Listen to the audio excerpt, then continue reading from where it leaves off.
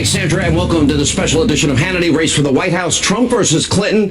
Now, it's been just one day since Hillary Clinton released a deplorable political ad attempting to link Donald Trump to the Ku Klux Klan. But now Trump is responding in a huge way with two brand new ads of his own, including one video reminding voters how the Clintons may have deployed racist tactics and rhetoric during Hillary's 2008 Democratic primary against Barack Obama. Watch this. When we arrived in South Carolina yesterday, this was the state newspaper. Clinton camp hits Obama, attacks painful for black voters, many in state offended by criticism of Obama and remarks about Martin Luther King. It's as if you are minimizing I Have a Dream. It's a nice sentiment, but it took a white president to get blacks to the mountaintop. And in another ad, the Trump campaign slams Hillary Clinton's support of then-President Clinton's crime bill and her use of the term super predator. Look at this. They are often the kinds of kids that are called super predators. No conscience, no empathy. We can talk about why they ended up that way, but first we have to bring them to heel. You called out President Clinton for defending Secretary Clinton's use of the term super predator back in the 90s when she supported the crime bill. Why did you call him out? Because it was a racist term and everybody knew it was a racist term. No conscience. It's a very well thought out crime bill that is both smart and tough. No empathy. Black youth trespassers. 1994. Please explain the record. Because it was a racist term and everybody knew it was a racist term. So this counterpunch from Donald Trump will prevent future race-baiting attacks from Hillary Clinton. Joining us now with reaction, the chairman of the Tea Party Forward, Niger Innis, also senior pastor of the New Spirit Revival Center, Daryl Scott, co-host of The Five, Juan Williams is with us.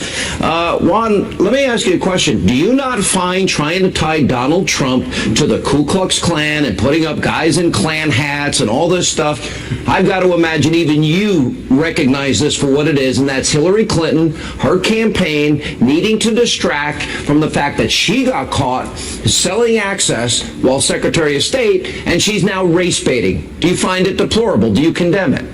No, not at all. In fact, I agree with your premise that the narrative has shifted over the last few days.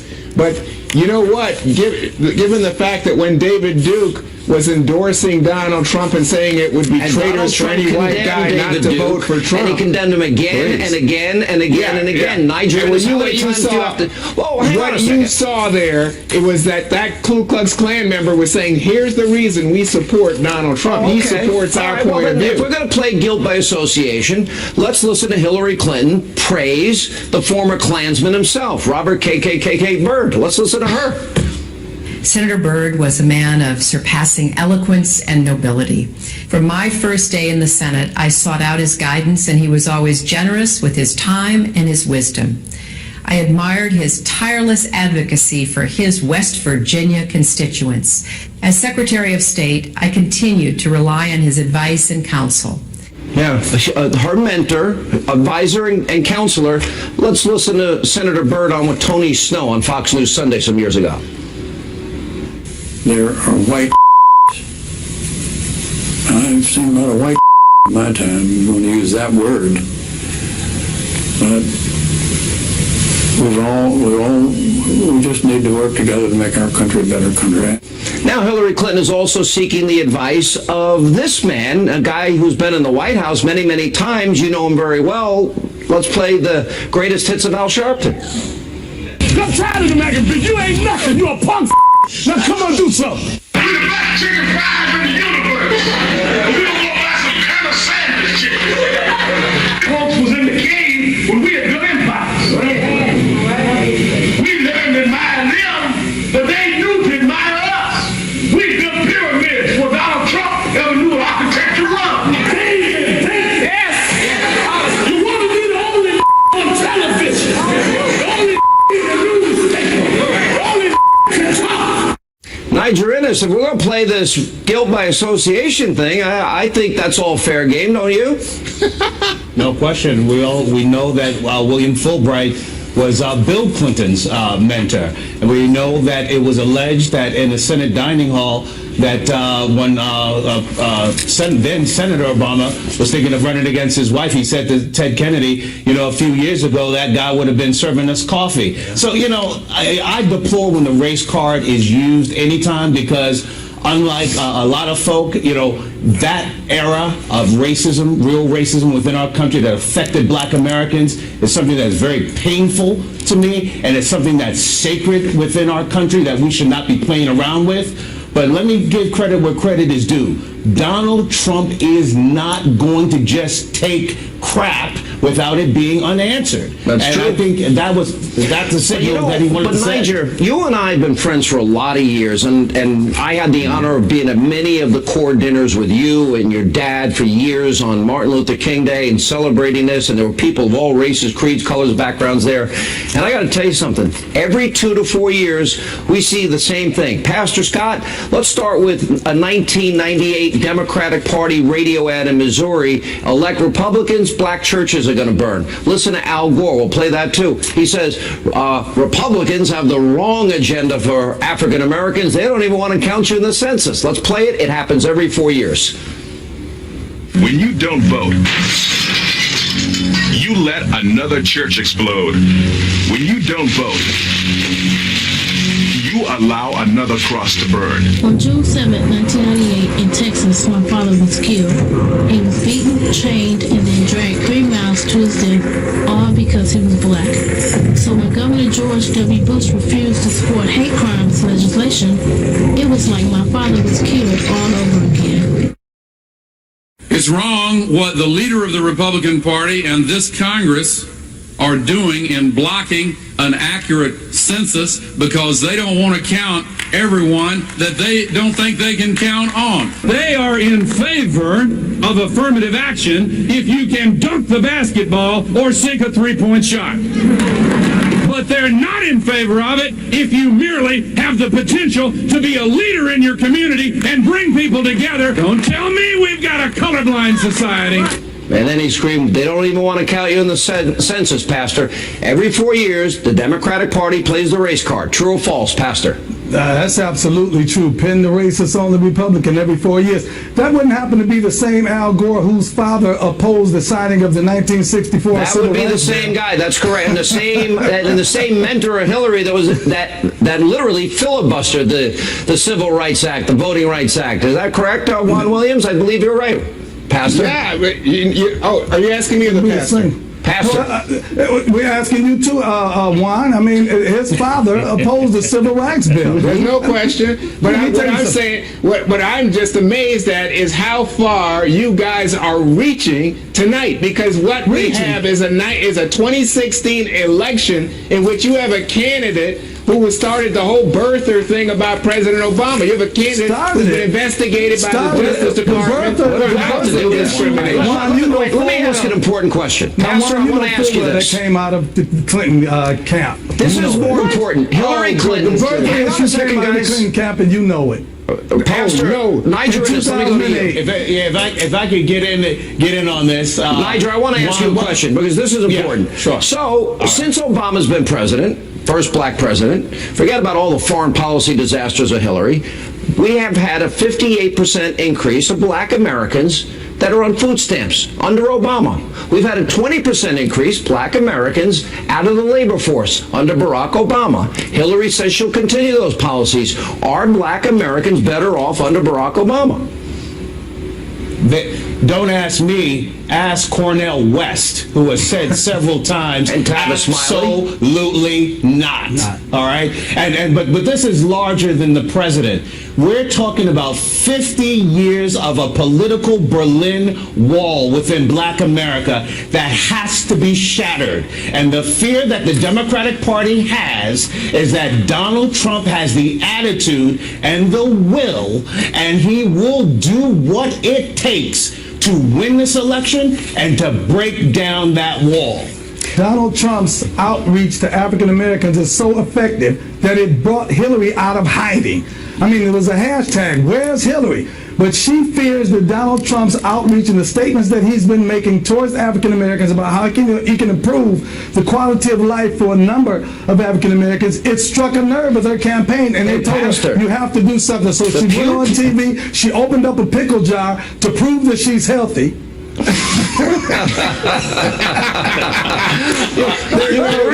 There is a good one. That's a good So one. now we don't have any more health concerns. I like that one. They should have gave her John Mayonnaise a Miracle Whip and see if she could open that. Now, gentlemen, but you have to admit that when it comes to Donald Trump is the one who called her a bigot to start this up. He had a pre-buttal, and the reason that he did that is because Donald Trump is calling the Mexicans rapists and thieves.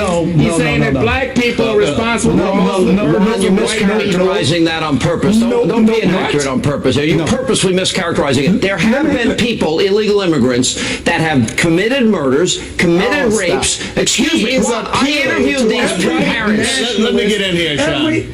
Nigel, go ahead. Yeah.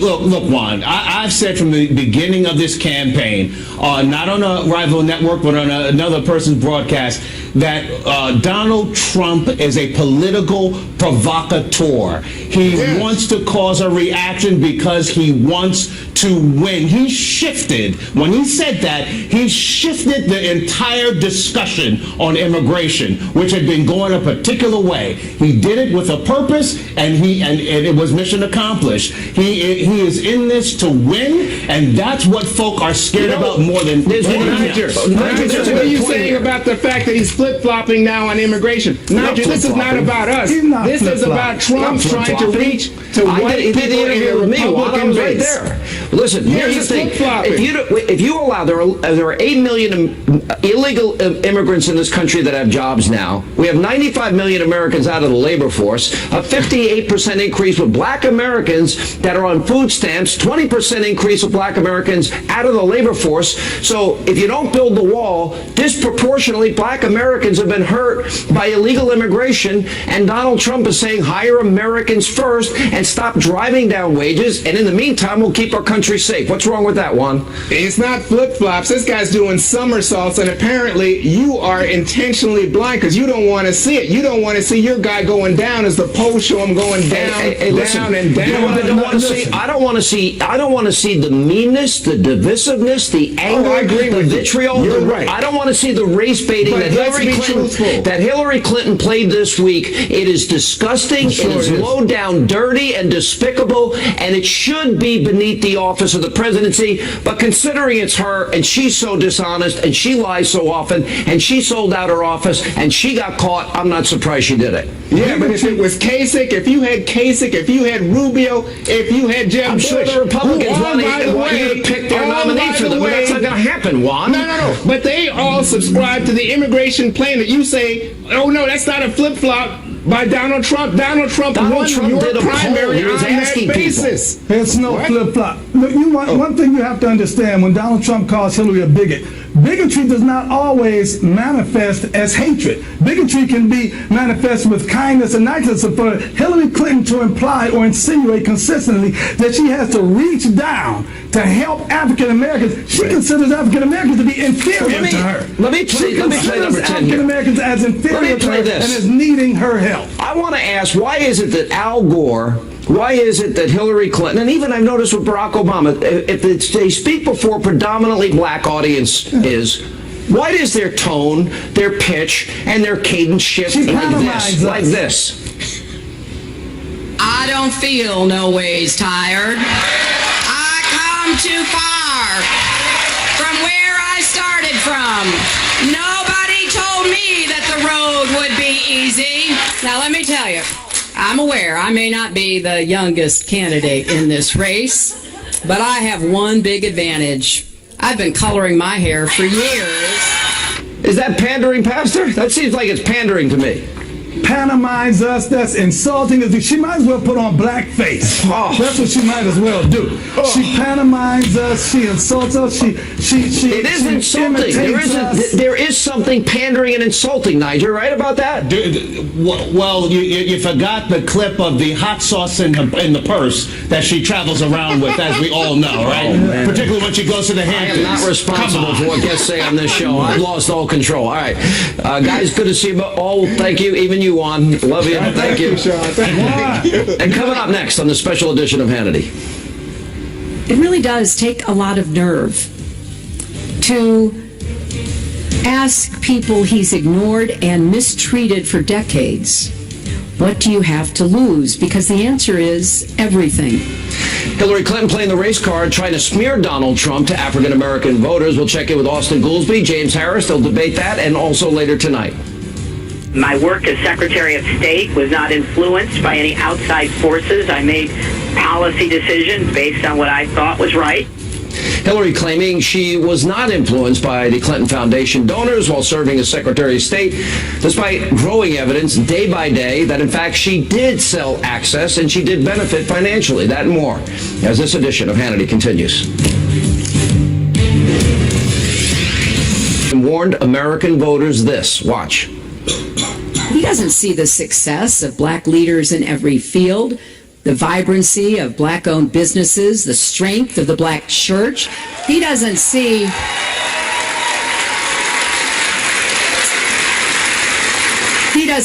the excellence of historically black colleges and universities or the pride of black parents watching their children thrive. It really does take a lot of nerve to ask people he's ignored and mistreated for decades, what do you have to lose? Because the answer is everything. Here with reaction, former Obama economic advisor. He's partly responsible for the worst recovery since the 1940s, the lowest labor participation rate since the 1970s, the lowest home ownership rate in 51 years. That would be Austin Goolsbee, and radio talk show host with Scripps, James T. That would be you. How are you, Austin? Good to see you. I'm totally responsible, and now I'm only partly responsible. Well, Obama implemented these dumb policies. Let's take a look at, let's go to the videotape. Hillary and Josh Earnest and Obama say, by every measure, African Americans are better off. Okay, the number of African Americans on food stamps since Obama took office is up 58%. The number of African Americans in poverty up 8% under Obama, 8.2%. Number of African Americans not in the labor force, get this, nearly 20%. Under Obama. Home ownership rate for black Americans down 4.6%. Median household income is lower for African Americans under Obama. And by the way, that doesn't even count the $4,100 on average increase in health care because people didn't keep their doctors, their plans, or save money like the president said they would. So, Austin, I'm sure you're going to say black Americans are better off. What statistics do you cite? Well, I'm going to tell you two statistics. One, you're kind of all over the map there. You got to. No, that's 8 years of focus. 8 years of Obama. Black you're Americans taking are 8 years. In all those categories.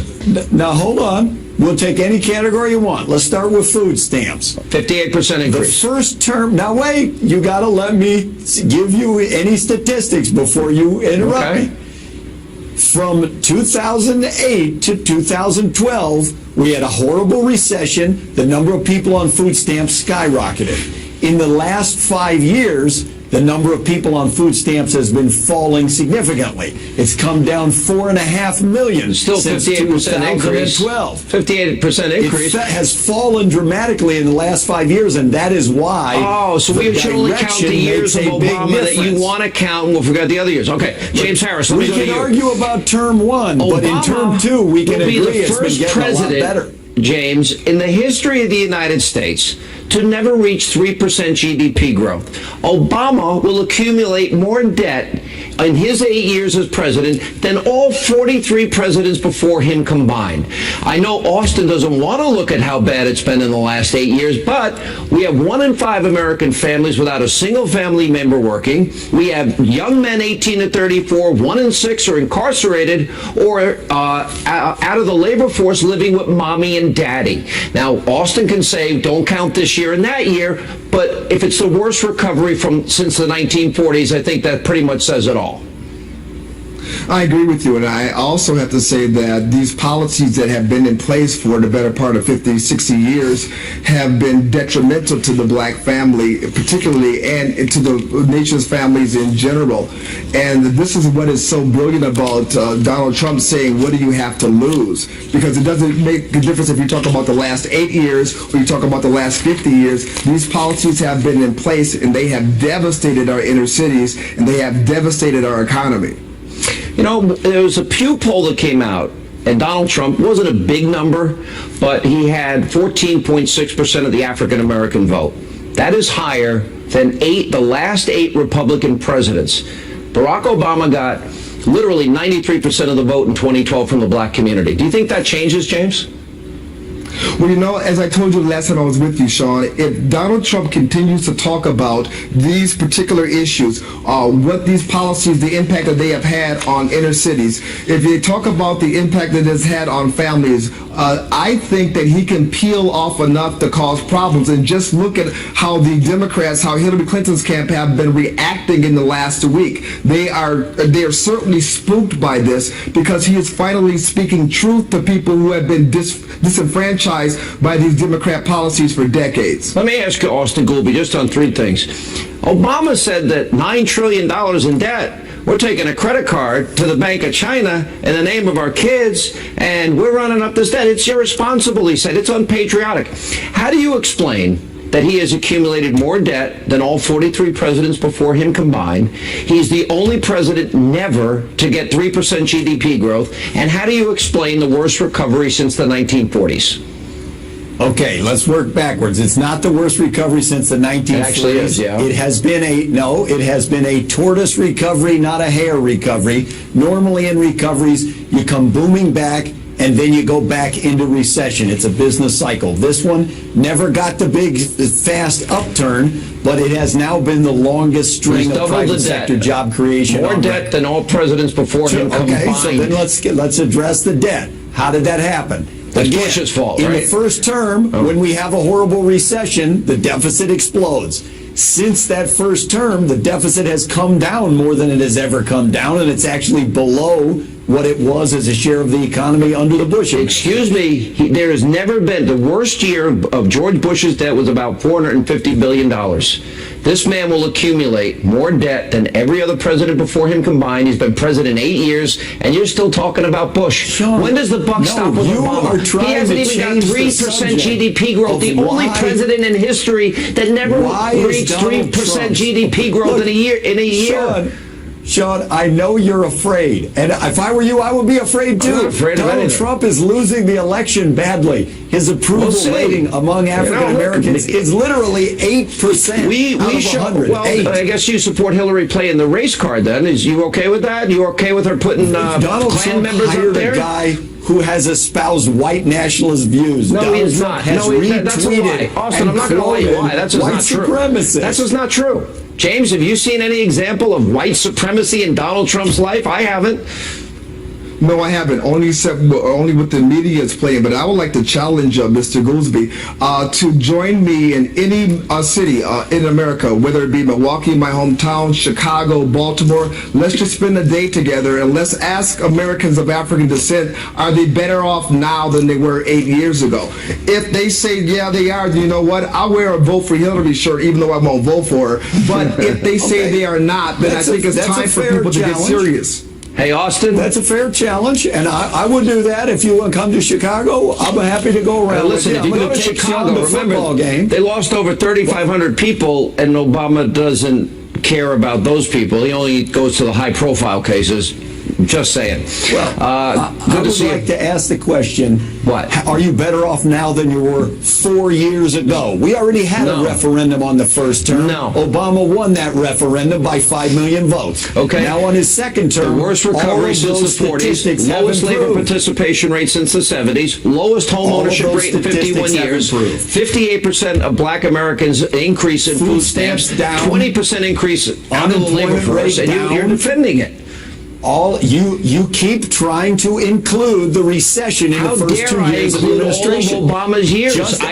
He's the only president that we need to extrapolate out years of his presidency to justify your insanity.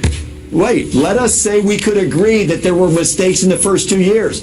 Do you not think it's relevant that for 5 years all of those statistics have been improved? Repeat after me, Austin. Obama economic failure.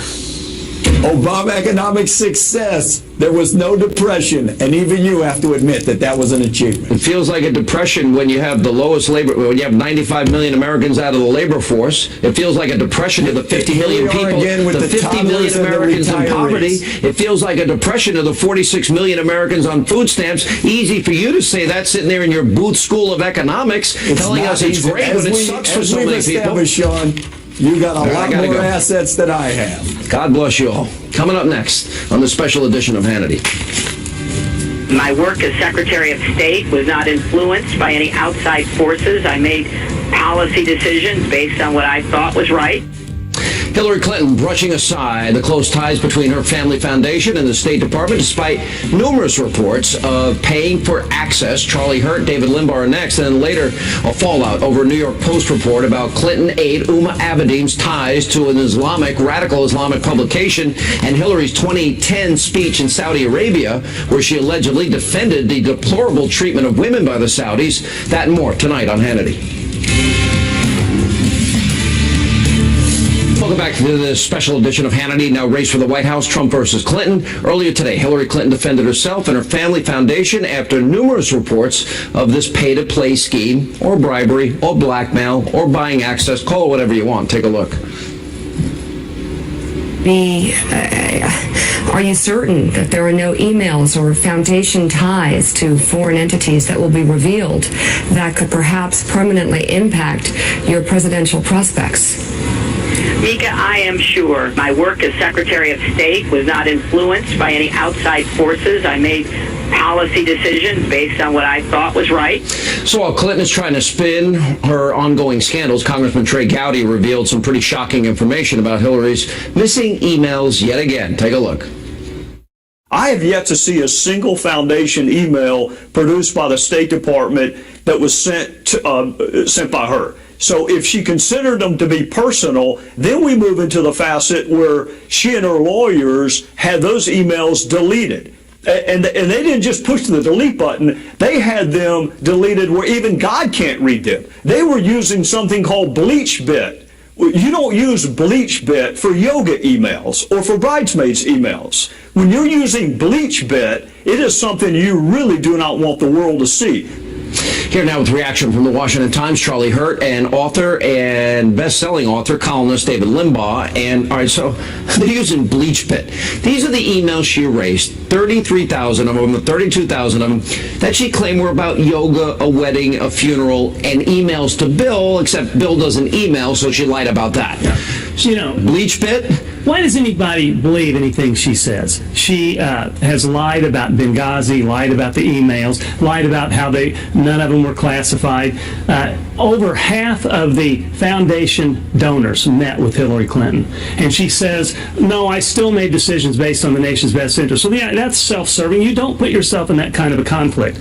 There is no way there wasn't pay for play with Hillary Clinton and Bill Clinton. A lot of people maybe don't know what pay for play means. In other words, so of the 150 some odd civilians that got access to her as Secretary of State, more than half donated to the Clinton Foundation or promised money to the Clinton Foundation. So if you donate money, you get access, pay to play, and some of those people were given contacts so they could make even more money and then kick it back to the Clintons. Yeah, and do you think anybody would pay those kind of speech fees when they're not going to get anything in return unless they get something from the government in return? What do they expect? I've never seen anybody sell, and this drives me nuts about the anti-Trump people. You know, really? Okay, you're against Donald Trump, yet he's going to appoint originalist justices, and he's going to vet refugees, and he's going to make us energy independent, not put coal mining businesses out of business. What's wrong with these Republicans? Well, I don't know, but I'm voting for Trump. Hillary is the worst of the worst. The worst of the worst. Why don't they say that? Why don't they talk about the Bahrain crown prince who donated $32 million to the Clinton Global Initiative, right, and $150 to the Clinton Foundation after he had access to Hillary. Yeah, and that's unbelievable. So he goes through the Clinton Foundation. This guy Doug Bang or whatever his name is, who's running the Clinton Foundation, Charlie, and they can't get access. But lo and behold, he gets in touch with them right into Hillary Clinton's office. Now, you don't donate, you don't get access. Yeah, there's no way of looking at this as anything but a shakedown scheme, and they've been running it for. And I love how they're now saying that, well, if Hillary Clinton gets elected president, then we'll step down from the board. Even that sounds almost like it's a bribe, like it's like sort of like pressuring voters to vote for her. Is this why Hillary's playing the race card this week? I think without a doubt. I think that a big part of it is that Democrats who have learned that the Clintons lie about everything. You cannot believe a word that they say. That even Democrats are really worried about all the other emails that are going to come out. Because no matter how much the Clintons lie, those emails do not lie. You can't, they can attack the messenger and they can attack Julian Assange, but they cannot refute the facts, the black and white of what these email deals are. Is that why she's playing the race card now? Absolutely, and she's scared. She knows what Assange knows, obviously, because she knows what's on those emails, and he wouldn't be saying there was some big October surprise. I was watching him on Fox and Friends this morning. He was clear. There's a lot more to come. And it's the same Clinton MO. There's nothing to see here. The private activity has nothing to do with the public, our work in public office, and I can't be responsible for your perception. That's what Clinton's saying. We got to take a break. Yeah. But anyway, good to see you. Welcome to New York. Thank you. We never get to see you here. All right, coming up next on the special edition of Hannity, new controversy over the New York Post's explosive report about Clinton aide Uma Abedin and her ties to radical Muslim Journal, and also Hillary's 2010 speech in Saudi Arabia where she reportedly defended the mistreatment of women by the Saudis. We've got it all covered straight ahead tonight on Hannity.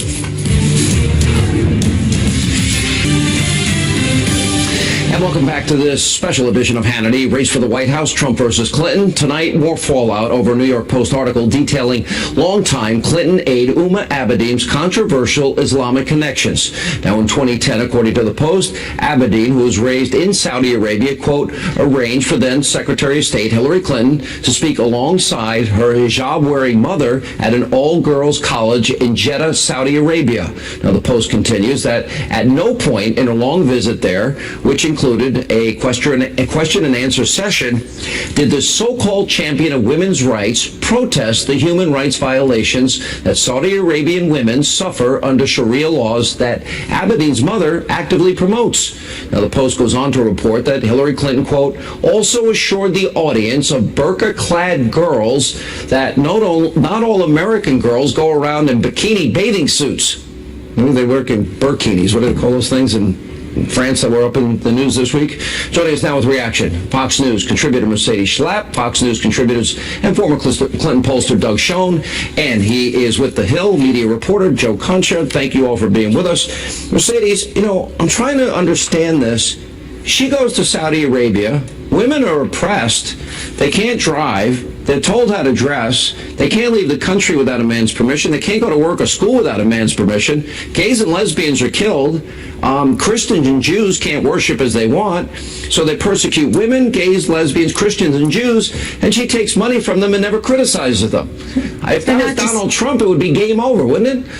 Oh, absolutely. I mean, how many times, Sean, have you heard the phrase from Hillary Clinton, women's rights are human rights? And I don't think that was a phrase she used while she was giving her speech in Saudi Arabia to these Muslim women. I think that it is very clear that Hillary Clinton says one thing and acts in a different way. And one of these components that you clearly see is with the Clinton Foundation, where they accept tens of millions of dollars from Saudi Arabia, where as you mentioned, it's oppressive to women. And more than that is the fact that Abedin's mom, Uma Abedin's mom, is one who is this editor-in-chief of this journal that's very much focused on Sharia law, which is anti-American, anti-woman, anti-gay. Well, and the fact that she's associated that, though. That's right. Let me throw this to Joe. She, when there with the mother, Joe, literally said that Americans must do better at getting past, quote, the stereotypes and mischaracterization of Saudi women as oppressed. Well, I want to focus on... She's bought, paid, and sold to the Saudis, and she'll accept any bigotry or misogyny, clearly, for money. So I'd like to talk to Uma Abedin about this, Sean, but she doesn't do many interviews. I looked it up. She's done 2 interviews this entire year. Let me guess, Rachel Maddow. Not quite, no. Oh, okay, 2 weeks ago with Vogue magazine, and then back in May, not with the publication, but with the FBI. Those are the only 2 times she's done interviews this year. So if you want to go to the source to see exactly what happened with Uma Abedin, you're not going to get it directly from her. What about her 12 years that she was a part of this controversial magazine that, had, let's put up on the screen here where the magazine that her mother and brother and sister also worked out as well, where they argued against female empowerment. We'll put it up on a split screen here, where the same magazine pointed out that they rationalized domestic abuse. We'll put that up there. Also that the mother blamed 9/11 on American injustices committed in the Middle East. Her name was on all of that. And she is the closest person to the Secretary of State? And could be White House Chief of Staff if Hillary Clinton wins. If you look at the masthead, and this is the Journal of Minority Affairs, she is listed as Associated Editor. An Associated Editor, the definition of, is to prepare written material for publication. But Nick Merrill, the campaign spokesman for the Clinton campaign, says she did not play a role in editing at the publication. So if she's listed as an Associate Editor and she's not editing, then what exactly was her job there? Again, they can't go to the source about it. You know, Doug, you and I often agree on issues involving radical Islam. We do. And I would think, looking at this controversy involving Uma should be fired, correct? I would say the following. Well, should she be fired? That's my question. She certainly shouldn't be making Middle East policy. But we need the Saudis, we need the Egyptians, and we need, Sean, most important, Israel. So how is because they are a bulwark against There's Iran. no bigger defender of Israel than yours truly, and you know that. That's why I'm saying this, because we agree. How does she take money from, isn't it kind of blood money when they kill gays and lesbians? Isn't it kind of blood money when she says we've got to get past the stereotypes and mischaracterizations it's a of mistake Saudi and women? wrong. Wait a minute. She can't be the champion of women's rights and take monies from the Saudis. I want her to be the champion of America and our interests in the Middle East, where war can happen if we don't resist Iran. We need the Saudis. Doug, you need to become a Trump supporter if you want them to be the champion of America. That's for Can I tell certain. you, But she's here's the more deal: with assertive the Clintons, she is more assertive than Donald Trump. She doesn't have an America first policy, Mercedes. Didn't she sell out her principles for money to the Clinton Foundation? I think there's clearly a hypocrisy here from Hillary Clinton. It's the idea of coming out, playing the woman card, trying to be this champion for women's rights, yet at the same time she bows down to the Saudis and really does not talk about these violations that occur. So she's not a champion for women, gays, lesbians, Christians, and Jews. And takes their money. We got to take a break. All right, guys, thank you. Coming up on the special edition of Hannity, we're going to show you part of Ainsley Earhart's interview with Eric Trump and his wife, and she'll join us in studio as we continue.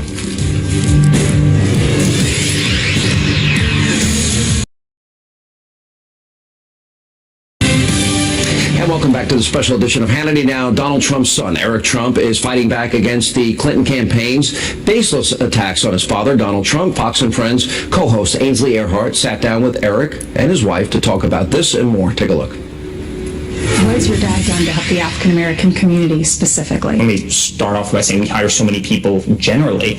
But my father hires so many African Americans. We hire so many Latinos and Hispanics. And he's always been the person to sign the front of a check. He's never been the person to sign the back of a check. And I think that's very different than the career politicians that you see in Washington, D.C., who's always lived off the government and always profited from the government. Joining us now is the co-host of Fox and Friends, Ainsley Earhart. You know, since you've been on the show, we don't see you anymore. So I it's great to have you back. I miss you all. I wanted to send you down to from spring break this year. You weren't available. Right, I had a baby. I was pregnant. I couldn't have gone to spring break. Yeah, that wouldn't have worked out too well. Right. Thanks so much. Yeah, it's fun. I feel like I didn't mean it that way. I mean, it would be harder for you. I know what you mean. Right. So anyway, I sat down with Eric Trump before we interviewed Eric and his wife, and I'll talk about that in just a minute. But he did say, when we asked him the questions about the African American community, he said, if you look at the stats and what President Obama has done for the African American community, it hasn't been good. He said 58% increase in black Americans on food stamps, 20% increase in black Americans out of the labor force. Those are huge numbers. That's since Obama's been president. There was a Pew poll that shows he's doing better with black Americans, 14.6%, not that high, but better than the last 8 Republican presidential candidates.